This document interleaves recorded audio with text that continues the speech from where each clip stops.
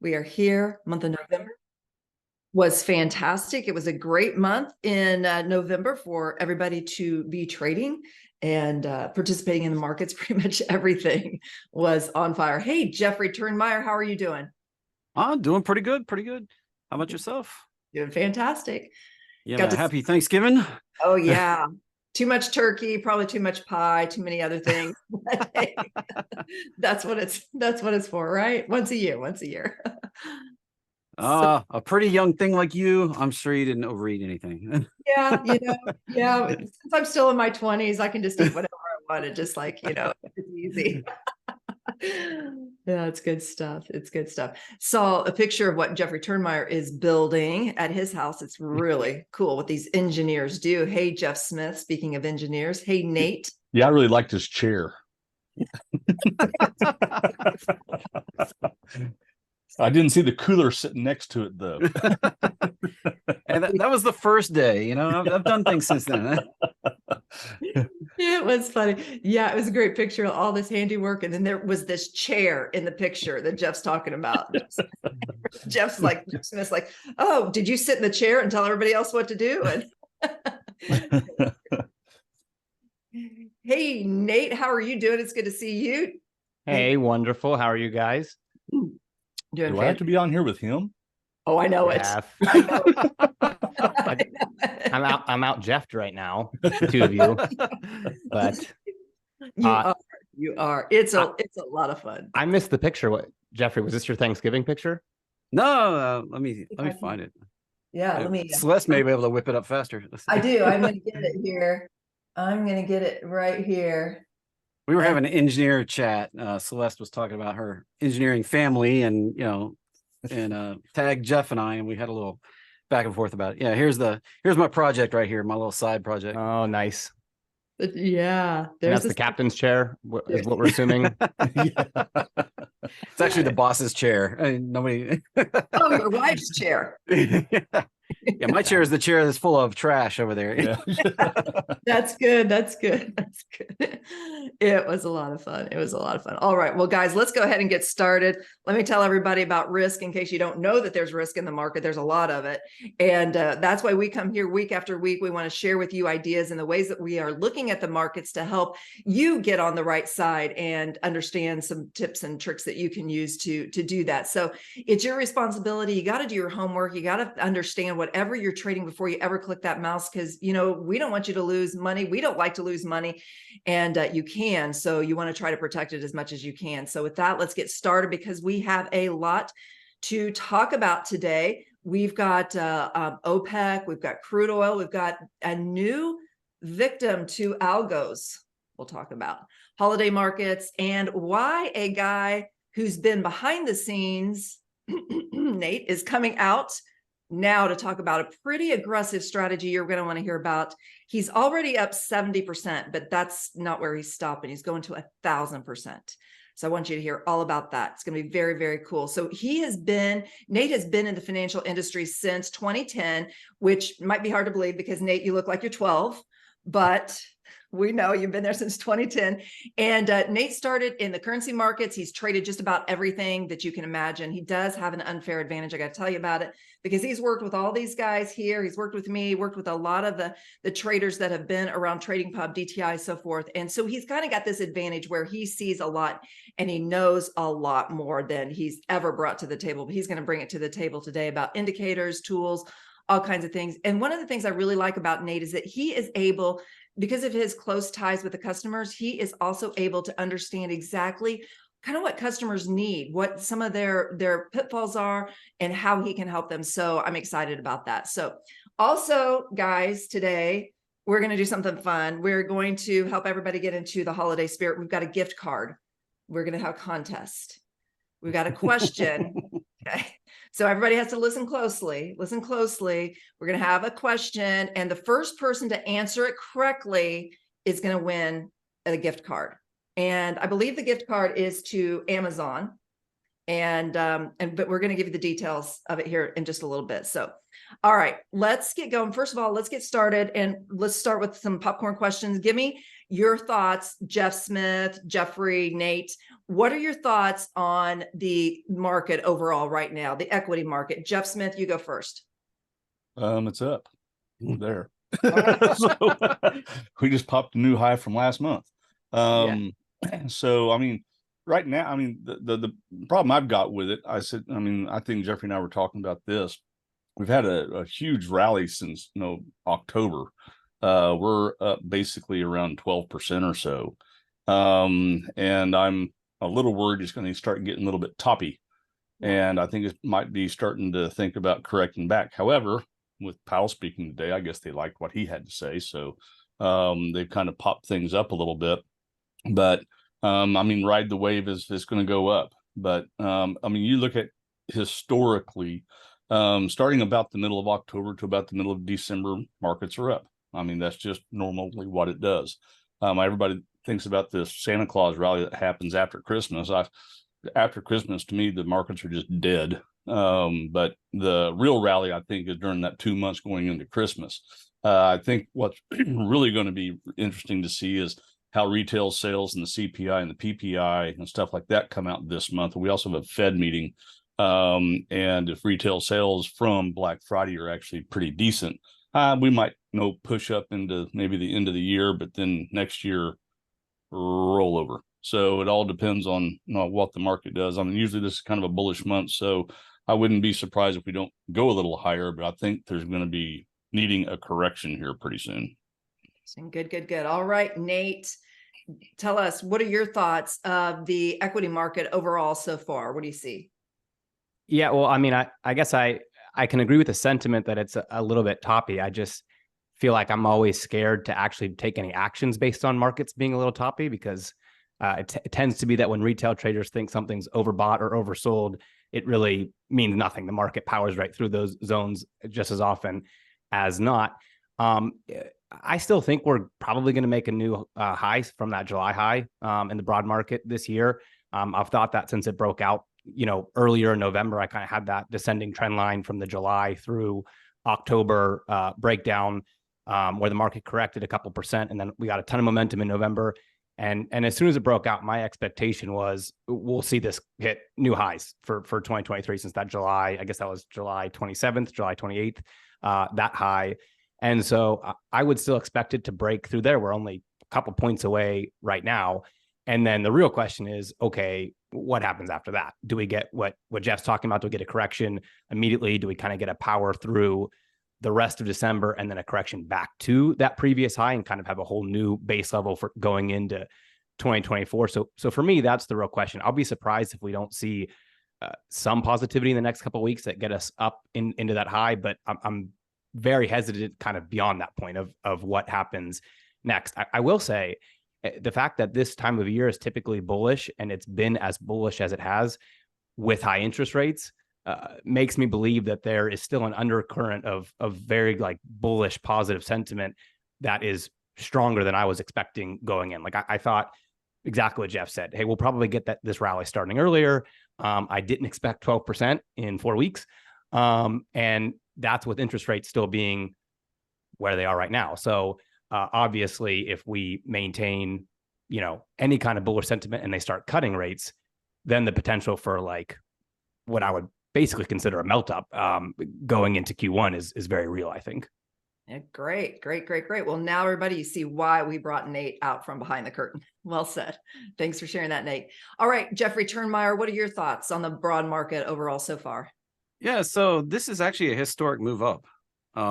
This has never occurred before, where we're at VIX this low and had this big a move in one big go. Never in the history of VIX. And I mean, that's what I always say. We can set new records. New things can occur that have never happened before. Just because it didn't do this before doesn't mean we're gonna, we could go on an epic, 20-30% run, and we've never done that before with VIX at 12. I mean, it's ridiculous. But hey, the market does what it does, right? And I've been sharing headlines that brokers are even saying that, is VIX broken? I don't think it is. I mean, it's just a matter of when we're going to pay the piper. I mean, Jeff Smith and I had this conversation earlier this week. No, it's not broken. It's just having its time. You know, it's just a cycle like everything else. We go through a low cycle. Everybody, excuse me, everybody gets complacent, and then the reality comes in. You know, the music comes on, the one you're dancing with, maybe isn't as pretty as you thought. You know, we've all been there. But eventually we're going to get a pullback, whether it's from 20 points higher, which it looks like now it's only 17 points higher that we need to go to break that July high. Yeah, I've got it up right behind everybody here. And I've been saying for a few weeks that we were likely to make that higher high and then roll over for a correction. And the speed with which we've come up without pulling back, except for like 1 day at a time, this is just unprecedented. We're going to get some sort of multi-day correction. A 3 to 5% pullback would be normal, healthy for the market to flush out some weak hands, rotate that money around. We're coming into the S&P buyback blackout period. That's where S&P 500 companies aren't allowed to buy their shares anymore. And people in the know, the CEOs, you know, the CFOs, all those executives can't buy or sell shares anymore until after they report their earnings next month in January. And this is the 1st of December. So earnings season coming up in just 31 days. We just ended it, didn't we? Yeah, we just ended it like last week. Oh, my. Well, keep it going for us, Jeffrey. You know, you're talking about different things, you know, happening in the months and so forth. So what's your approach going to be to holiday trading, Jeffrey Turnmeyer?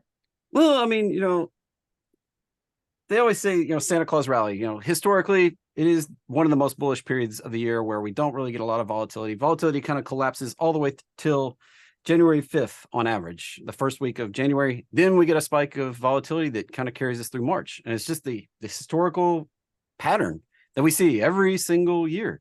And, you know, some years it's, you know, last year we had a huge pullback in December. I mean, it lasted the entire month. And on the back of a giant rally that started in October. Could that happen again this year? Absolutely, it could. I mean, we still have a whole month to go. We're just on the first day. This could turn into an exciting month of volatility. Yeah. And I mean, we don't know for sure until it happens. So that's what makes trading fun for me, really. You just, you know, you look at the patterns, you try to match it, you find the analogs, you find the, you know, what you think, you know, setting new records, epic rise. And then you're like, well, where have I seen this before? And, you know, I think that we're likely to get a pullback. I'm not heavy into that yet. I'm still riding it high. Crypto's making all-time new highs. You know, Bitcoin's up today. If anybody missed that, we have a lot of catalyst for Bitcoin to be strong. And, you know, that's where a lot of my focus is going into the next couple of years, because we've got the halving event and a halving event run. And, you know, I'm hyped up all over the place. That's good. That's good. Jeff Smith, take it over. What are your thoughts, holiday trading? Here I am, Mr. Put a damper on things. I'm long VIX calls. Oh, me too. I bought VIX calls. Yeah, I bought some. Are those long-term calls, Jeff? I saw the VXX down at 17. I was just like, what? So I bought 18 calls out in March. Like, I'm gonna make money on these. So I don't know when this thing's gonna drop, but I think overall, going through this month, one of the biggest things I always kind of like to play in is actually the retail market. Usually those guys do really well. You have, you know, some of the smaller ones that are out there, and you got some of the bigger ones that are out there. But I think, you know, the retailers usually have a tendency to, you know, do pretty well over the next 3 weeks. You'll see them kind of shoot up a little bit. And then you get to Christmas and they'll just chill out, and then we get to see what happens going from there. One interesting thing that, you know, Jeffrey just brought up, and I thought that was pretty neat. We actually have a scan inside of our roadmap called DTIC, and it goes out and looks at, you know, the history of stocks and everything like this. There's 2 times a year that usually you won't get any stocks at all. One is between about the 16th, 17th of December to about the 12th of January. You won't get any stocks show up. And the other one is about the same dates, but it's July into August that no stocks will show up. And which tells me that historically it's like really quiet during that time period. So there's nothing spurting up, nothing dying off or anything like that. But I think this year right now, I think the sentiment is, you know, bullish. And I think you'll probably see this thing push up over the next couple of weeks. So I think, and retail is one of the best things to be in, I think, this time of year. Yeah, well said. I agree. I agree with that. Nate, what are your thoughts? Holiday trading. Yeah, I mean, kind of echoing that, I think we're in a bullish sentiment, follow the sentiment, kind of momentum plays, buy high, sell higher, until the market proves us wrong. I think there's a couple interesting, like I think Dollar General is an interesting one because it's shown so much momentum and was so beat up earlier. And a lot of people don't know that, like Dollar General, because it seems like the crappy old person store, no offense, is actually like leading the way in a lot of technology and automation and things like that. So I think their upside, people think of them as a dying stock. I actually think of them as more of a rebirth stock that has a ton of potential. Clearly a retailer and a ton of momentum right now. There's a stock WRK, Westrock, which has a ton of momentum, and it's a packaging company. So this time of year, packaging, put 2 and 2 together on that one. There's AT&T, probably the most boring stock, but making new highs almost every day this time of year. So again, buy high, sell higher. And then the other thing is, if we break the July high on the broad market and show momentum, I think just looking at stocks that mirror that same movement is interesting play, because the broad market's obviously going to pull them up, just generally speaking, but then kind of making those breakthroughs in a mirrored event of the broad market, like McDonald's is one that could easily break the July high. Target, which killed it in earnings, had a huge breakthrough, could now easily break that July high. Boeing is one that could break the July high, has some momentum right now. So there's a whole bunch of those that I think you could basically expect the broad market to drag along with it, but obviously get a little higher cash for your option play or your stock by going on the individual stock. Excellent. Great. Good. All right, everybody. Now it's time for the question. Hopefully you were all listening very closely. So here's the question. This is for a gift card to Amazon. And the first person to answer correctly is going to get the gift. Okay. So here we go. Are you ready, everybody? The question is. Wait. Do we qualify? I was just about to say Jeffrey and Jeff we can't allow them on this one. No. This has to be attendees only. No. So, okay. So everybody out there, are you ready? You got your fingers ready to go on the keyboard. The question is, how old is Nate? How old is Nate? All right, we've got some answers. Wow, we've got a lot of people. Got some answers. I got to make sure Steven and Dave aren't jumping in here too, because we've got some insiders in the room here. Insiders, yeah. All right. Do you see a right answer there, Nate? All right. Yep, we've got a winner. Okay. We've got Keith with the first correct answer. 32 is the correct answer. A couple people got it right. Keith was the first. So Keith, if you can DM us your email address, we will send you the Amazon. Can they double it up if they guess how many kids you have? Good idea. How many kids does Nate have? Well, how many? If Keith gets it right on his first guess, I will literally double it, because that would be impressive. Okay, that would be fair. That would be amazing. Any right answers there yet? Let's see. Okay, yeah. Wait, hold on. We got someone. Mark has it. Let's see. Does anyone else have it?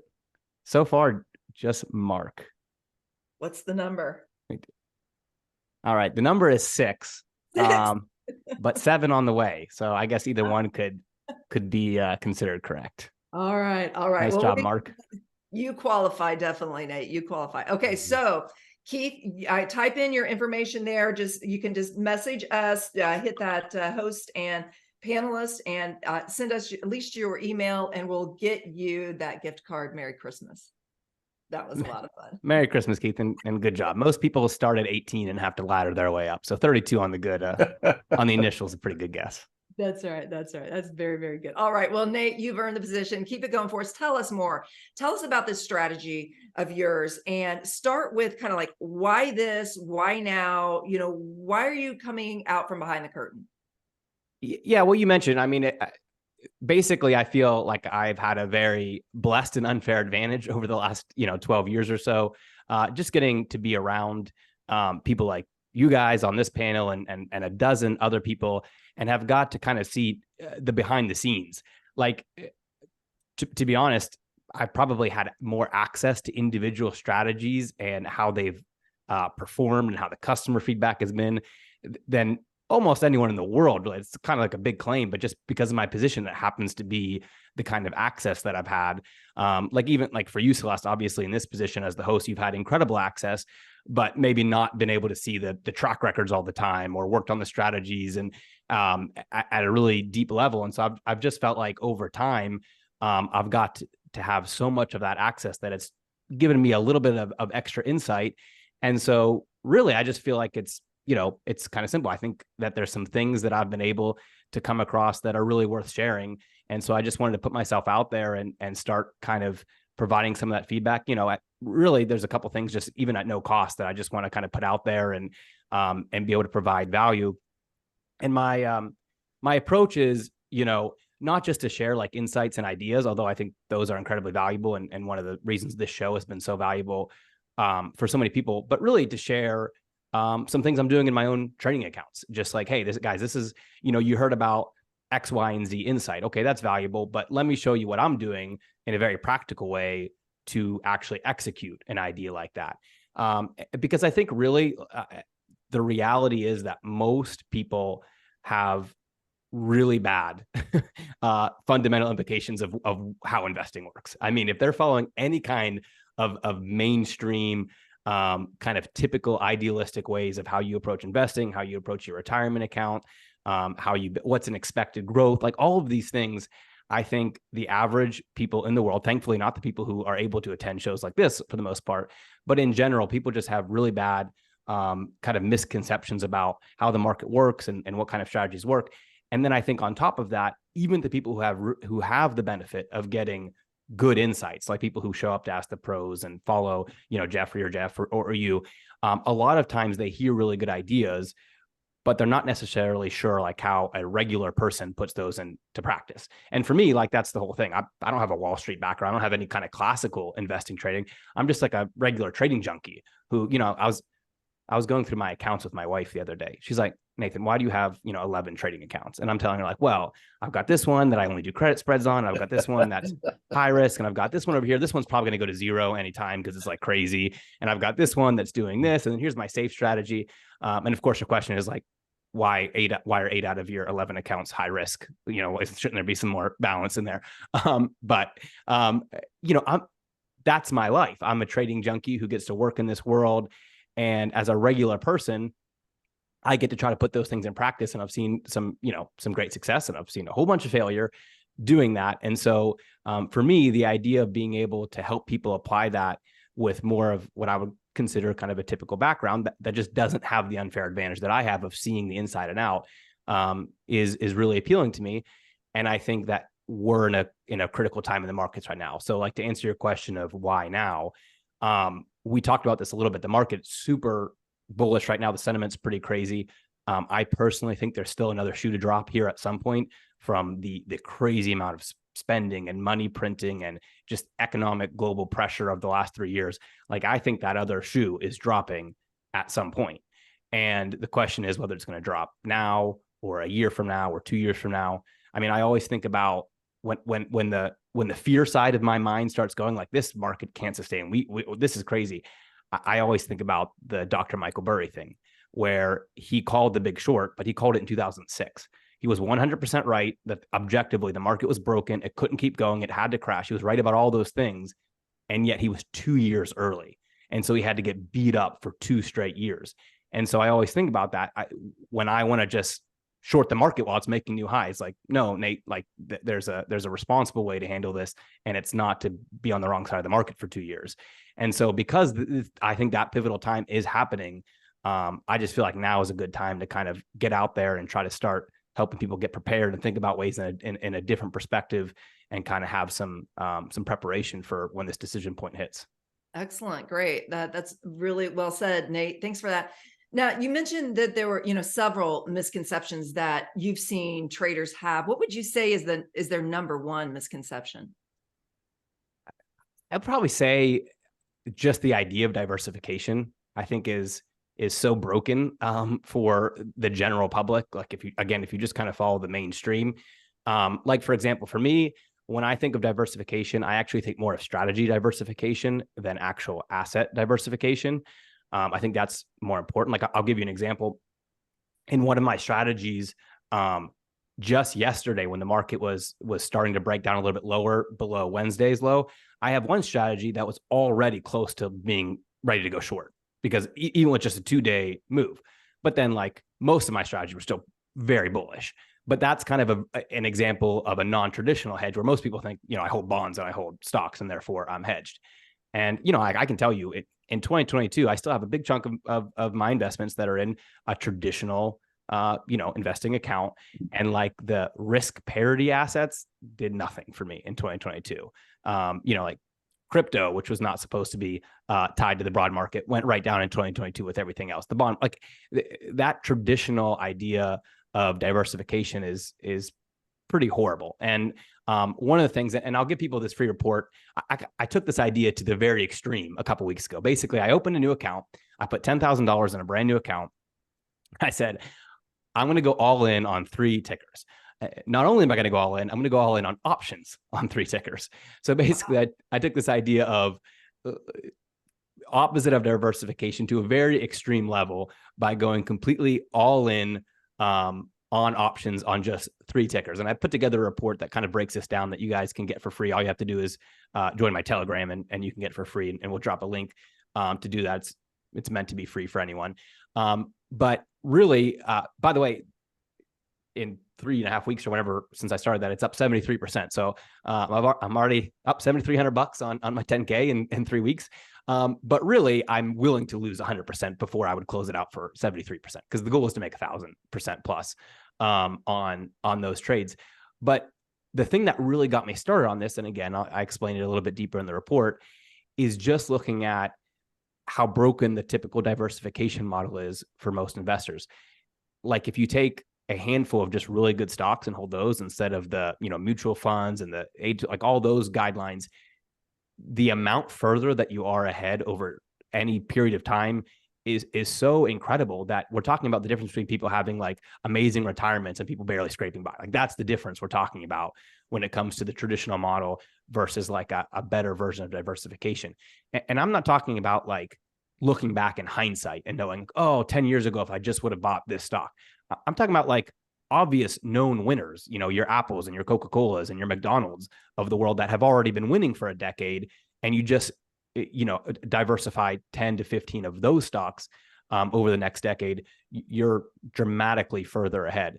In fact, even if like a third of them go to zero, you're actually still further ahead, which is just kind of boggles the mind when you compare it again to what we think of as traditional diversification. So anyway, I would say that's the biggest misconception is that people think they're being safe, or they think they're doing the smart thing by kind of the typical mutual fund approach.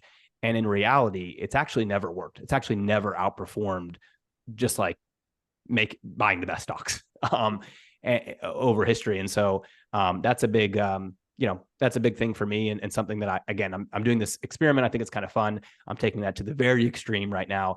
And if you want to read the report, I tell you exactly what I'm doing, and I give you the tickers and the options. I give you everything in this report. So do we put here? I can post the link right here. Oh, you got it. Okay. I just got it in there. I think if that works. Yeah. So if you guys join the Telegram, literally just click it. If you're not familiar with Telegram, it takes a minute to get it up on your phone. If you're not familiar, it's pinned in there. It's free. You can read it. I tell you my whole idea behind this, and I tell you the 3 tickers I'm doing it on and the options I'm trading. So that's there for anyone who wants it. Excellent. It's right there. It's in the chat. Everybody click that link and get on his Telegram. I already joined. I read his report. It's excellent. I think it's just fantastic. The insight that Nate has is incredible. I've thought this for a long time. So I'm so glad that you're coming out, Nate, and sharing this information with us. And we'll have to have you back on. Well, thanks for having me, Celeste, and I appreciate it. And I'll see you guys in Telegram. I'm also going to be posting a couple free trade ideas over the next couple of weeks in there too, as a bonus. So anyone who joins, it's all free to jump on that. Excellent. Great. Good. Lots of goodies. Merry Christmas, everybody. All right, Jeffrey Turnmeyer, what kind of things are you doing these days besides building? What are you trading? What are you looking at? How are you looking at it? Spill the beans. Tell us. Well, I mean, golly, and as Nate was talking about, a strategy diversification, and that's really what I've got. Like nothing works all the time. Like, let's be honest. Even if you do income trades, you know, sometimes the market's just not right for income trades. If you don't feel that way, like, how's your performance? Like, let's be honest about it.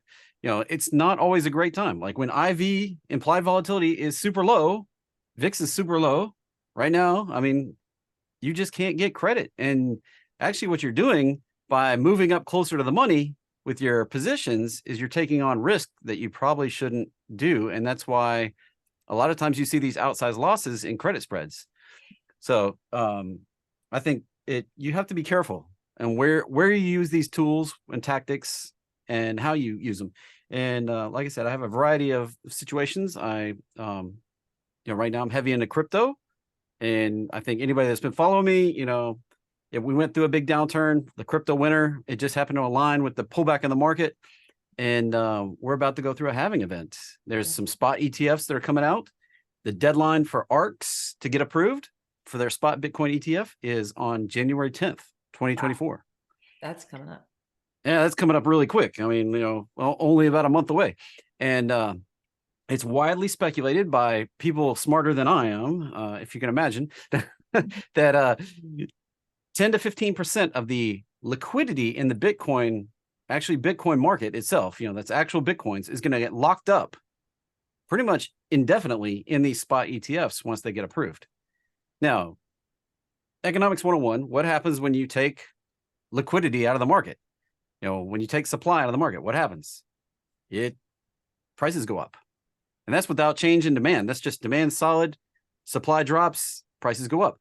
And so we're seeing that. But at the same time, this is going to create more demand because more excitement is going to come around this market. And we're going to see prices potentially skyrocket higher. But is this going to be a buy the rumor, sell the news event? That's the big question. So we may see a dip immediately following the ETF approvals before that supply really gets sucked up into those ETFs, because it'll take them a little while to get up and running and everything to balance out in the markets. So I have a Crypto Unleashed product. I have a Crypto Power Plays product that keeps track of the crypto markets. And then Nate and I have put together a thing that's called Beto Beta, which is a beta program using income on crypto.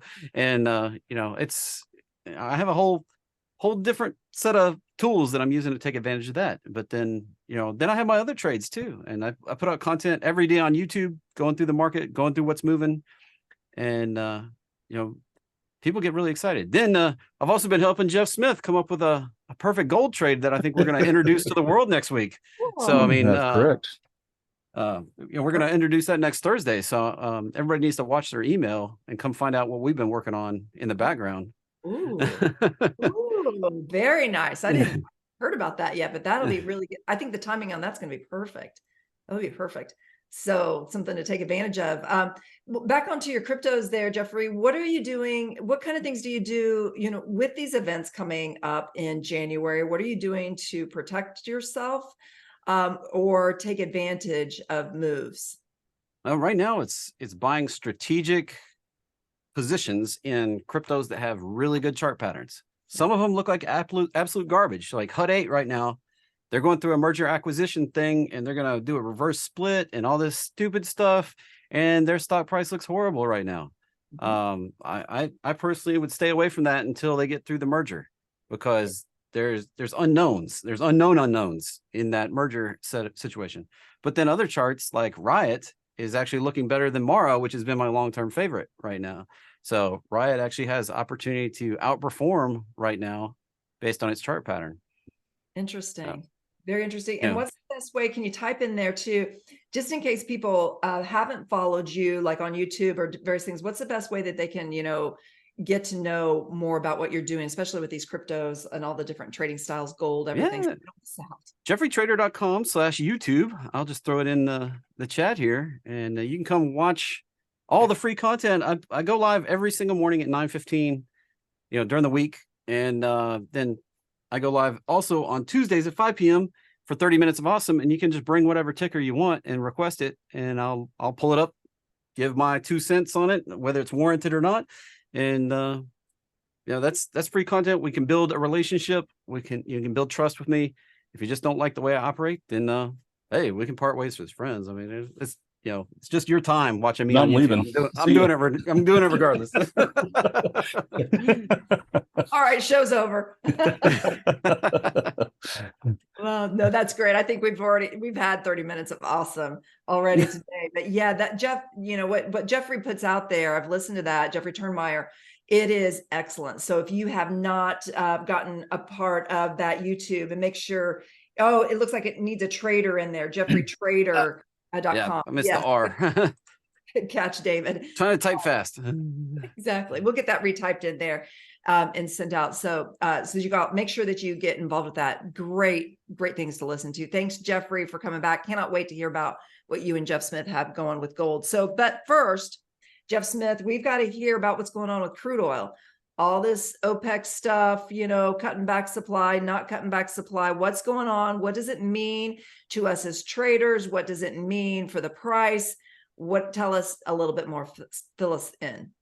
Well, the OPEC folks, of course, they want to continue to put the cut on crude just to buoy the price up. So because you think about economies over there, that's what they live on. So the higher the price, the more they can sell, and there it is.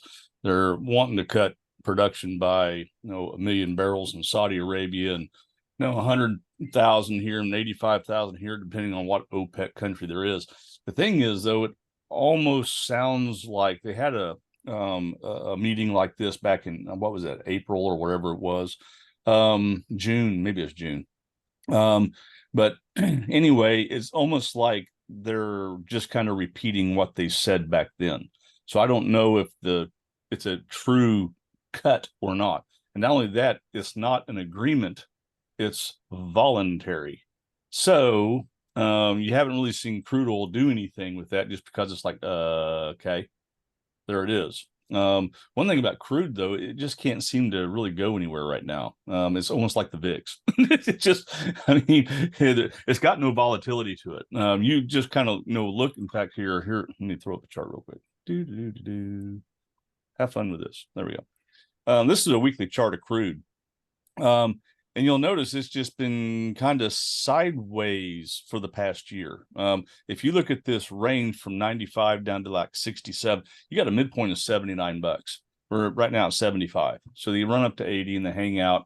We actually opened the year, what was that, 80-60 or 80-40 or whatever it was. So they're really not going anywhere on crude. Even with the wars and stuff like that's going on in the Middle East right now, it kind of spiked crude up a little bit. It's pulled it right back again. You look at the crude oil inventories for the year, which I keep a track of, on a 6-month and a 1-year basis. We're actually at a surplus of 30 million barrels of crude this year.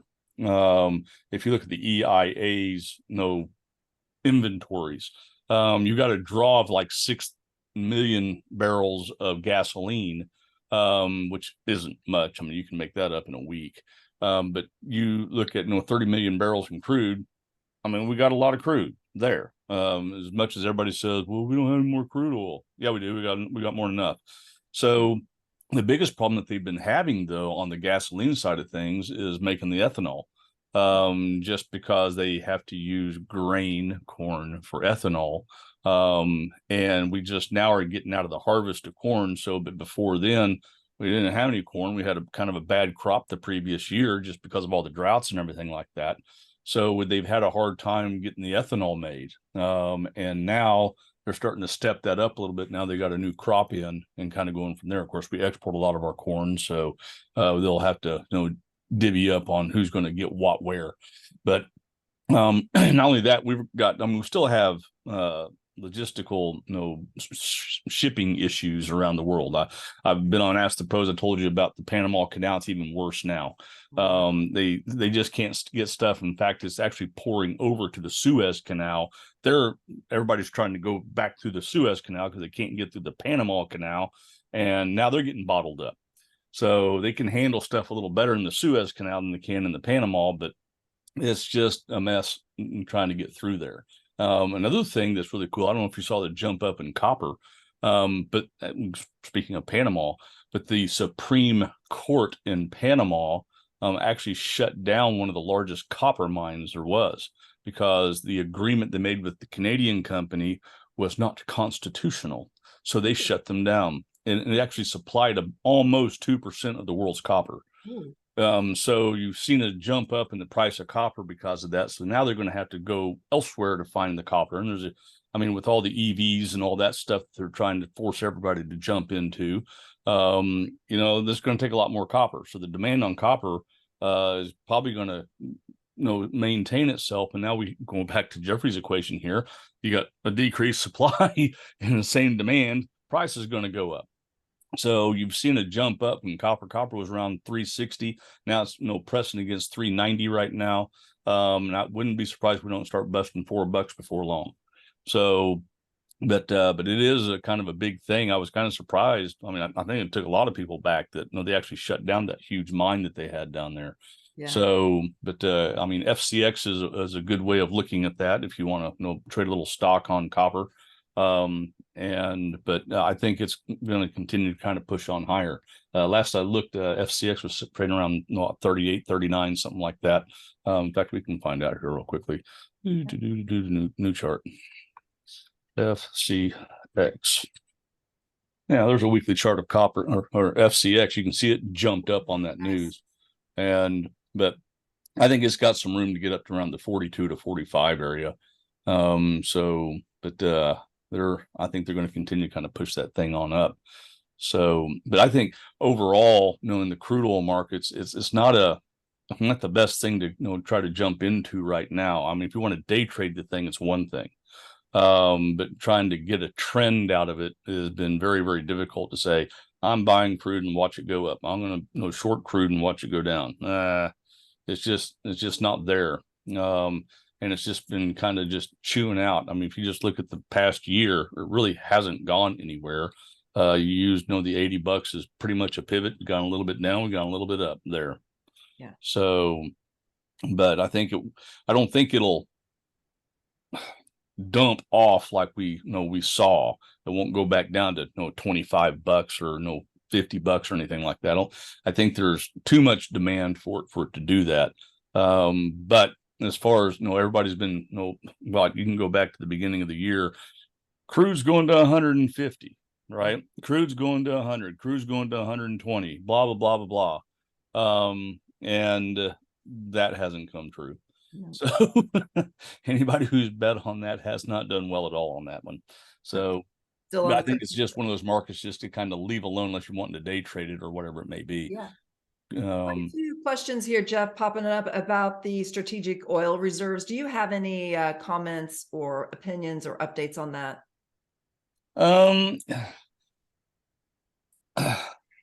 The strategic oil reserve, they used up a bunch of it, not all of it. They used up a bunch of it. They've put some back, but they haven't filled it back up. Now, the one thing that you don't ever see in any of the EIA petroleum status reports is they always exclude the strategic oil reserve. They always exclude it just because it's just supposed to be sitting over there. But this administration has no inclination of trying to fill that thing back up. They just don't care. In fact, if they could just shut down all fossil fuels, they would. But they just can't do it. There's too many cars out there, reliable cars out there that are gasoline engine cars that are reliable. And let me say that again, reliable. And and I can drive from Mobile to Jacksonville on a tank of gas, where you can't do that in an EV because you're just going to dive somewhere in between there. You have to charge it back up or whatever it may be. So that's the one thing that I think is going to be a lot of pressure, is trying to, maintain those fossil fuels. And I think even you've been hearing out of, even Europe, they're starting to just chunk this, green stuff in the trash can because it's not working out very well. And which I hope that kind of starts trickling around the world. And I think everybody will be happy about that. But anyway, I think the overall energy markets are more, I'll argue, more positive than negative, but they just can't get the gumption to go anywhere right now. So I just been kind of leaving them alone. I'll trade off the EIA Petroleum Status Report news, a little bit off of them. But besides that, the energy companies are actually the best ones to trade if you want to trade energy. Look at the ConocoPhillips, the COP and the Exxons and Devons and all that. They actually move better than crude does, in my opinion. And that's really what you need to be looking at, is watching just the oil guys, because they're the ones producing it and everything like that, selling it and making money and everything like that. Even though crude's chewing around, so is gasoline. Heck, trade those things. They actually trend a lot better than what crude's been doing. Yeah, definitely. Good. Well said. Well said. So definitely keep our eyes on all the commodities. Thanks for showing us all of that there on your screen there, Jeff. Tell us a little bit more about what you're doing for the holidays. Do you have any stocks that you have picked out specifically for the holidays? What are you doing to look at the holidays with equities? And again, going back to what I was saying earlier, as far as the equity markets, I really like the retail guys. If you're really, wanting to kind of take advantage of, how they're the ones that have the most volatility, if you want to, during this time of year, just because everybody's wanting to know, how are the Amazons and how are the Targets and how are all those guys doing as far as sales? Are they having good sales? Or, they don't call it Black Friday for no reason. That's when everybody gets in the black on the year, because usually in the red all year long until that Friday, and then poof, now they're making money for the year. That's the way it used to be anyway. So, but I think the retailers are a great way to go. And in fact, if you want to have, let me just do this real quick. Ding. There we go. Yeah. I put together a report for you if you want it. It's got 3 stocks in there that I think have some very, very good potential of moving up. And we've already seen some retailers have huge beats this quarter. And look at Target, and it gapped up and it's still moving up, right? And of course, the current sentiment is still being very, very, very positive. There are 3 specific retailers that I stuck in here that I really like. One's a little pricey, but I still like it. Just because it's going to have a nice move in it, and it's a good. I think these are great for at least 4 to 6 weeks. You could do options on them. If I did options on them, I'd either the earliest I'd do would be January, but I'd probably go out to February on them. I actually put some trades in there for you if you want to do that. I gave you some charts and my reasons for wanting to buy them. But if you want that, you can uncover those 3 tickers that have a potential of moving up. And if you want it, it's for $3. It's $1 a stock. Nice. So put your money where your mouth is, right? So, but if you want to grab a copy, it's $3. You can go to dtitrader.com/3 and you can get this little report that I put together and enjoy some holiday cheer. How's that? Excellent. Yeah, great report. I took a look at that because Adam sent it over to me, and wow, that you have. Whenever Jeff Smith puts something together, I just got to tell you, it is full of content. You got an engineer pulling this all together. It's very valuable, not only for this year, but I think you'll be able to use that content for every holiday season. Kind of how some of the things that he's put together there for you. So for $3, you got to go grab that. Less than a cup of coffee. And one of those stocks in there, if you don't have some of those shoes, get them. They're awesome. There you are. Get them for somebody for Christmas. A little spoiler there, but nice. Maybe they can buy the Christmas shares, gifts. Jeff, and then the shares can pay for the shoes come January. That's right. You need to do that, Nate, with all those kids. That's a great idea. You better get this report, Nate. You need this. Well, this is what I was talking about. See, I knew all 3 stocks on Wednesday. This is what I was saying earlier. I've got the inside scoop. I got them all on Wednesday. I like all of them. If I didn't know them, I'd pay the $3, but I already know them. So excellent. Everybody go grab that. I love this content, and especially coming at this time of the year. You just got to be strategic. We've all kind of said this as we're approaching this month. We just come off of a historic move in November, and we got to be savvy, got to be picky, just like Jeff Smith was saying about, do you go crude oil or do you go look at the individual stocks? He's pulling out some real meat and potatoes right here for you in that $3 report. So go get it at dtitrader.com/3.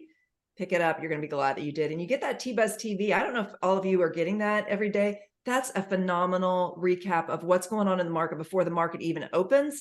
It just helps to set your day. I mean, it lasts maybe 60 seconds. It's very quick before you can like even take a couple sips of coffee. You'll get that great content. So go there to that dtitrader.com/3, pick it up.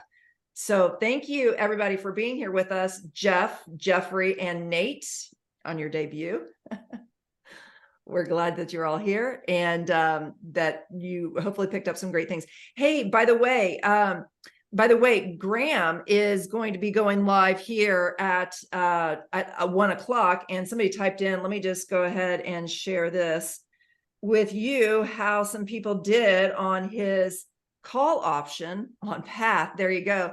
Go check it out, what he has to say about some things that he's looking at. That's at 1 o'clock. You'll get the link in here in this channel so that you can go over there for that as well. So get that dtitrader.com/3, get the $3 report and get ready for these holidays. Did we get Keith squared away with his gift certificate? I think Adam got his email, so we should be good to go. All right. Congratulations, Keith. Congratulations. And yeah, so Darcy, they're going to send out my forecast for December. They're going to send out the PDF. They had a problem with the recording, so I'm going to remake that recording. We'll get it sent out to everybody as quickly as possible. So, but you should get that PDF right away. All right, everybody have a great weekend. Jeff, Jeffrey, and Nate, and everybody, we'll see y'all back next week on Ask the Pros. And by the way, I made 100% on Graham's trade, so definitely jump in his webinar. Oh, yeah. And can we post that link for his webinar? Do we have a link for his webinar? Before we let everybody. I'm grabbing it right now, Celeste. Oh, thank you. Thank you. Yeah. So Val, put in your email address right here, and I'll make sure that you get a copy of that. Okay. Put it in just like you typed in right now. Get your email address in there, and I'll make sure you get that. Okay. Boy, Celeste, I'm surprised as a proud mama, you don't have that link already. No, what I'm surprised of is that he didn't get me in on that 450%. You know, everything that I paid for him, and you know, he can't fork up some of that for me, you know. Oh, 300%. Dex made 300% on that Path trade. Way to go. All these people the way did it so much works, better than me. The way it works, he just owes you a cut. You know, you didn't have to take the trade. You just need a cut. I like that better. I like that a lot better. Great, great, great. All right, everybody. Have a great day. You too. Thanks. All right. Bye-bye.